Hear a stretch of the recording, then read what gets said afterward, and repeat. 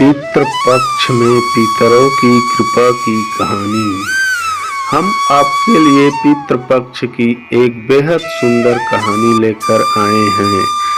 एक समय की बात है, दो भाई बहन थे। दोनों का विवाह हो चुका था और दोनों के दो दो बेटे थे। बहन विधवा हो चुकी थी और अपने भाई के घर में रहती थी। इस बात से उसकी भाभी बहुत नाराज रहती थी।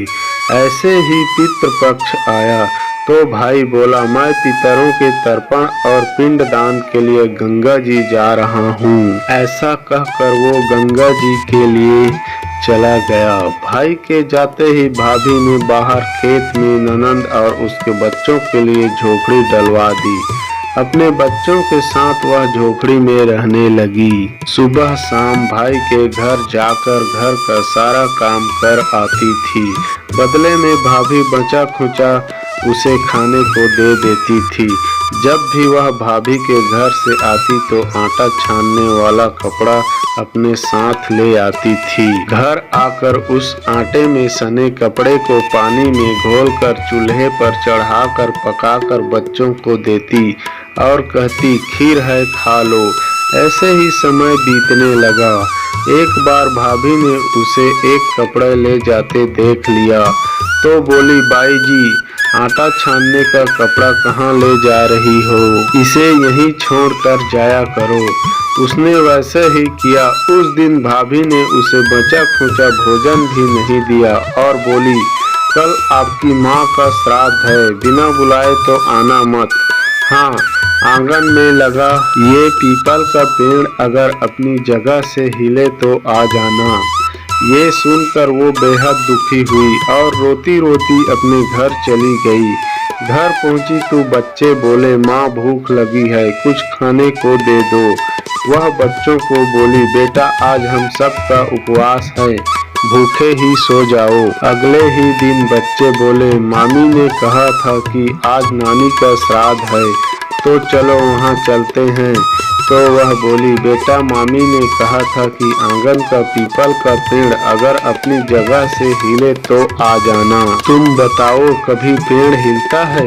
पत्ते हिलते हैं, टहनियाँ हिलती हैं, कभी पेड़ को हिलते देखा है?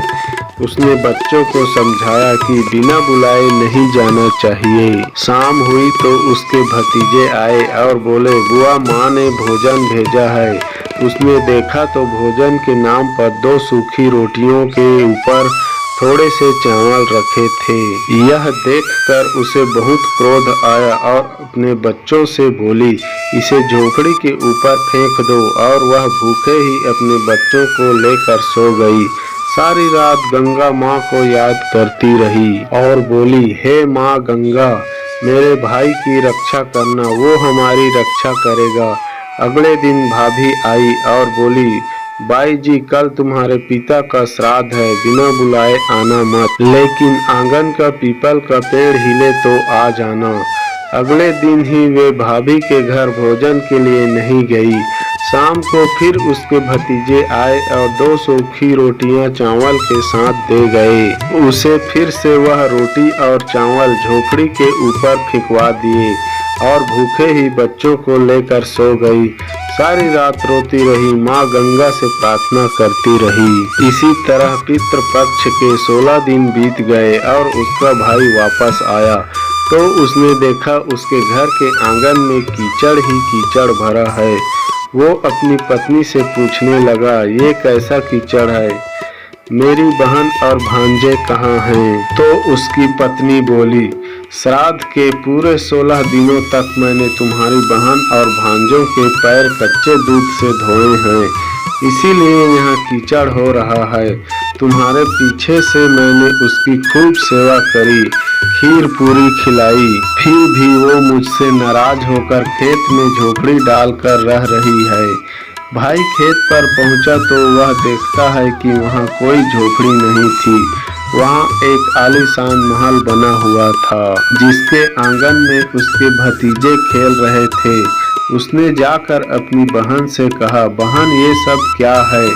तब उसने अपने भाई को सारी बात बताई और बोली, भाई जो तेरे आंगन में कीचड़ है वो कच्चे दूध से नहीं बल्कि भाभी के व्यवहार से है जो मैं दिन रात रोती थी। उन आंसुओं का कीचड़ है। माता पिता के श्राद्ध पर भाभी ने कहा, पीपल का पेड़ हिले तो आ जाना, बिना बुलाए मत आना। पीपल का पेड़ हिला नहीं तो हम गए नहीं।